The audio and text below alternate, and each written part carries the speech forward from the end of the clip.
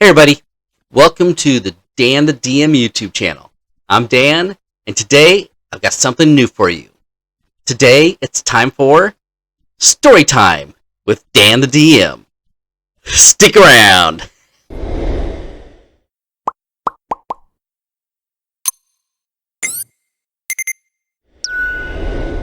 Thanks guys, thanks for sticking around. Today I want to tell you a story.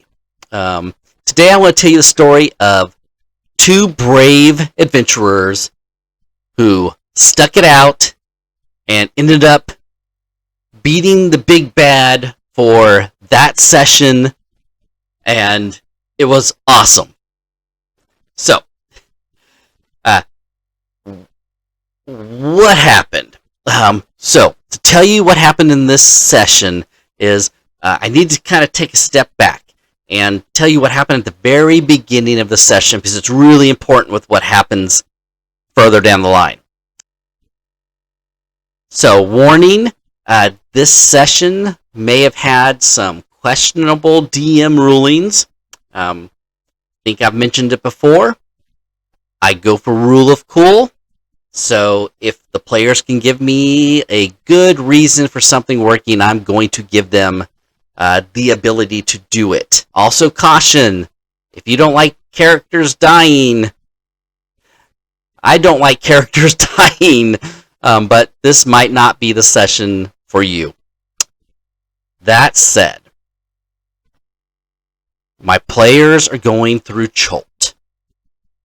They're going searching for something called the Soulmonger, which they have not discovered what that is yet. I'm going to try to keep this as spoiler-free as possible, but just warning, there might be some mild spoilers here. So, my players are currently sailing down one of the rivers. The only tip they have is that there is a ancient city to the south. So they are going south. Taking a river, they've got two canoes, they're going in a river. So, behind the scenes, D&D level, kind of above the board, I guess some people say. I have my players rolling for encounters. Let me preface this with the reason I'm so excited about this is not to ruin it for any of the players out there, but us DMs, we want you to have a good time. You having a good time sometimes requires us to do things to make sure you're having a good time. Some people may say it's called fudging rolls occasionally. Sometimes we reduce the number of hit points a creature has. Lots of DMs don't ever do this. If I'm the only one who does this, then I guess I should just speak for me. But that said, everything I'm gonna tell you in this story happened according to the rolls of the dice. And me as a DM, I had more fun this session than I ever have. And it is not, let me be clear, it is not because any of my characters died. Me, when I'm playing Dungeons & Dragons, I don't like dying. So I don't like my characters to die. So, that being said, back to the story. Characters. My players.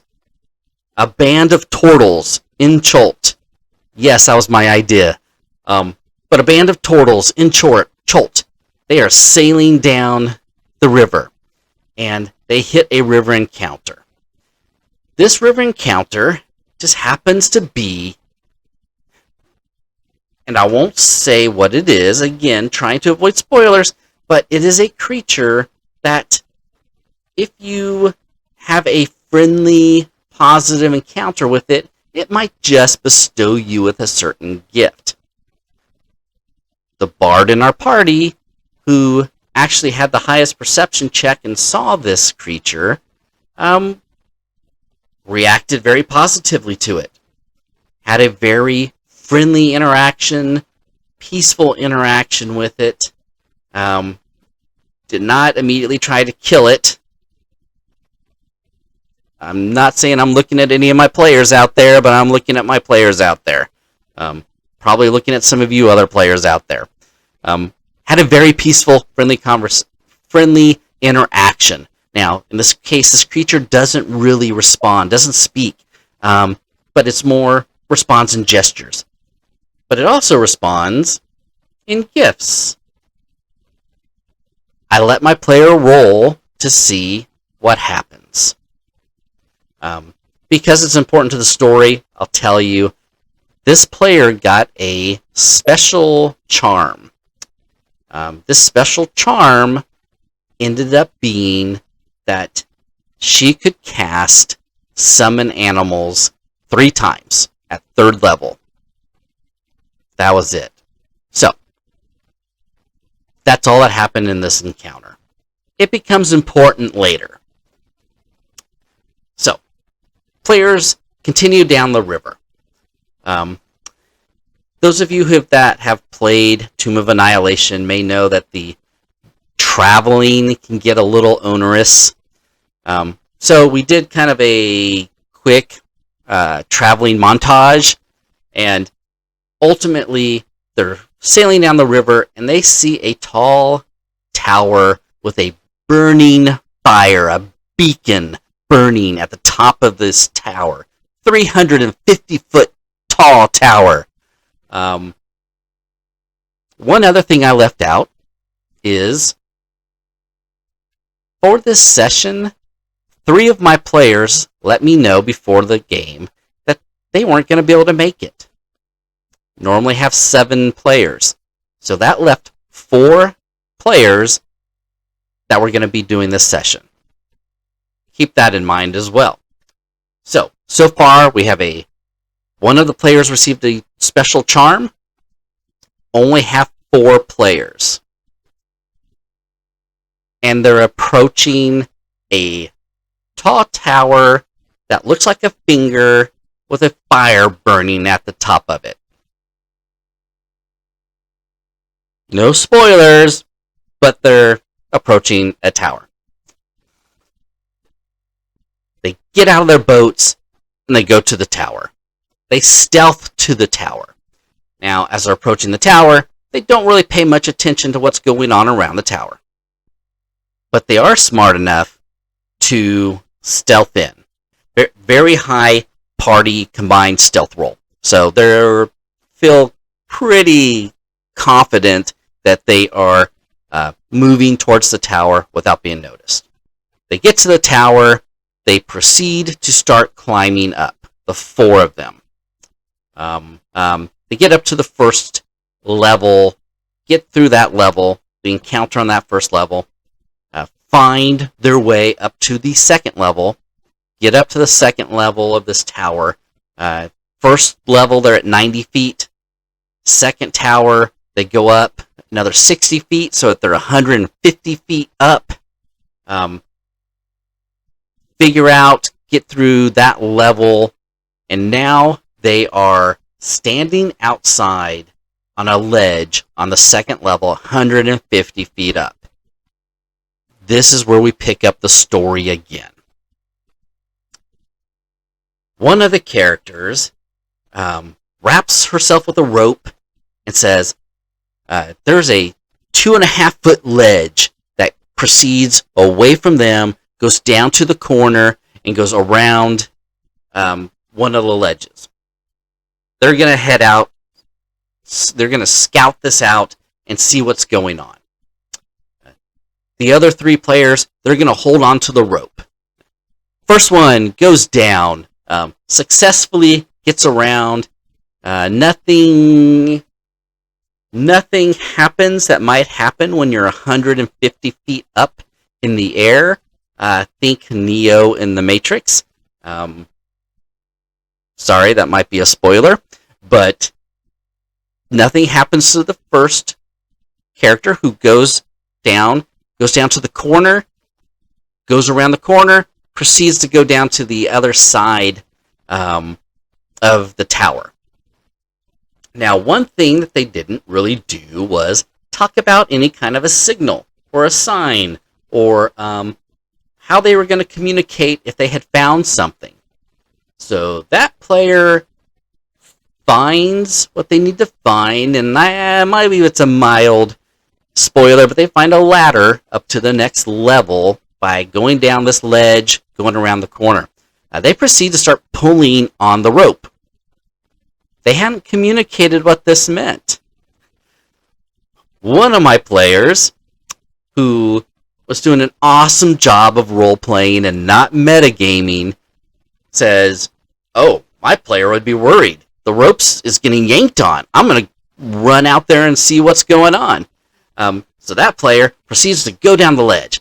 Goes down all the way to the corner. Nothing happens to it. No encounters. Nothing strange happens. Gets down to the corner, looks down, sees their friend down the other side of the ledge, looking up at the rope, looking up at the rope ladder.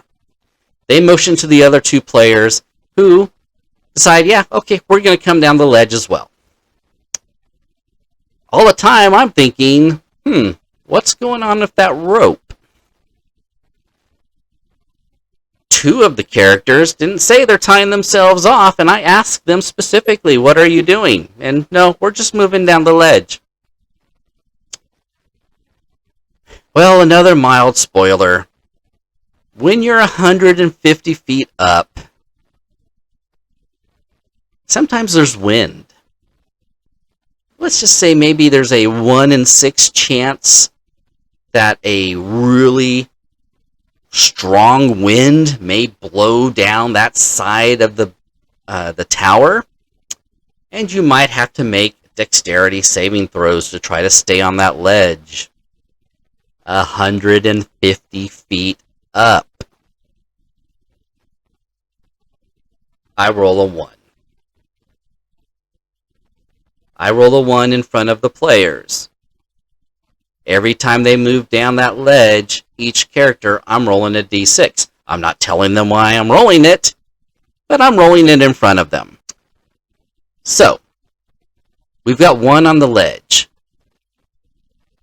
Character number 3 makes it down to the corner, no problem. The one on the corner, still standing there, kind of blocking the ledge. Number 3 goes down. Number 4, who is still holding the rope at the very end, is pulling up the slack. And she's kind of pulling up the trail. She gets halfway down. I roll the die. I roll a 1. And then, you guys are all standing on a ledge, and suddenly you feel the wind starts to pick up. It starts blowing. It starts blowing. It starts trying to push you off the ledge. Everybody give me dexterity saving throws. Player number 4, bring up the rear, rolls like a 17. You're good. You cling on. You push yourself up against the tower, and you're holding on. Player number 3 in line. I rolled a 3. Player number 2, standing on the corner. I rolled a 6.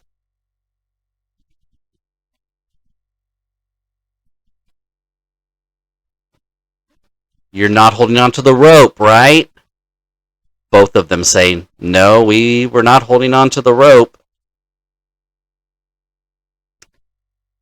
150 feet up. The wind pummels you, pushes Zopa, who is character number 3, into Ed Softshell, who's turtle number 2. And you both start plummeting off the ledge, 150 feet up. Player number 1, a sorcerer. She sees her 2 friends falling. She's a sorcerer. I can twin my spell. I cast Vortex Warp on them to teleport them back up to the ledge. Alright. So, awesome use of the spell. But as the DM, I'm sitting there thinking, and here's the controversy. And you know what? Let me know in the comments how you would have done this. Let me preface this. I talked this out with my players. I told them, all right, here's the scenario. This is how I imagine it is happening. This is what I think your players would be thinking. You tell me, do you agree? The main reason I do that is I don't want any player being upset. Sometimes I'm going to make a ruling, and I'm going to make my case for this is why I think this is what's going to happen. I can totally see how another rules as written,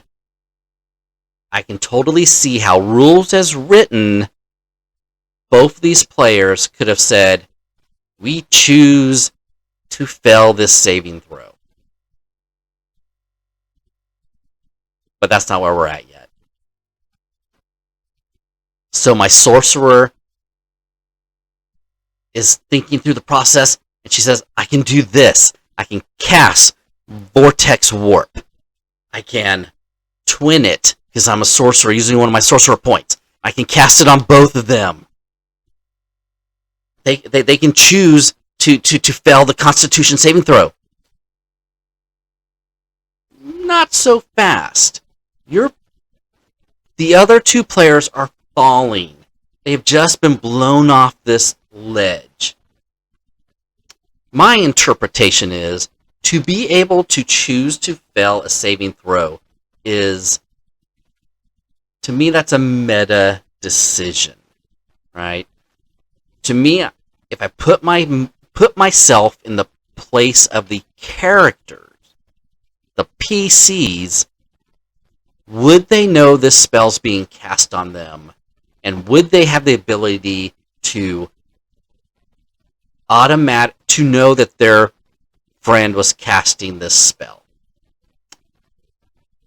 In this situation, I decided no. They would not know. Their characters would not know their friend was going to cast this spell. They haven't seen them cast this spell very often. They don't know how this spell works. They hadn't spoke beforehand that, hey, this is an emergency situation. If this happens, I'm going to do this. Be prepared. None of that was talked about. The players agreed. I did let them roll their saving throws. I think saving throws, for me personally, saving throws are an innate ability to shake off a spell, right? That's a Constitution saving throw. Your body, you're mentally tough enough that if somebody tries to intrude and cast a spell on you, you can shake it off innately, naturally, without thought. To me, it takes an action, a thought, to be able to voluntarily fail a saving throw. So, both the players roll. Zopa, the Druid Turtle, rolls 17. Ed Softshell rolls natural 20. They're super excited. I rolled a natural 20. I passed. I saved against the spell. You did.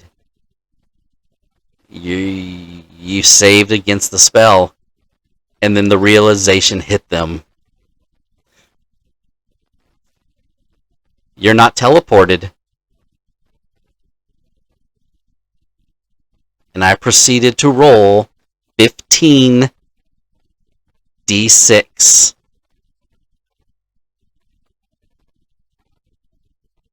54 points of damage to each one of them as they hit the ground. Now that's not the end. That didn't kill them. Knocked them unconscious. Both of them. It was not double their maximum hit points for either one of them. Ed Softshell. Poor Ed. 3 rolls. 3 failures. Ed's dead, baby. Ed's dead. But Zopa, the druid, rolls a success. Second roll, success. Third roll, natural 1. Fourth roll, Zopa's dead.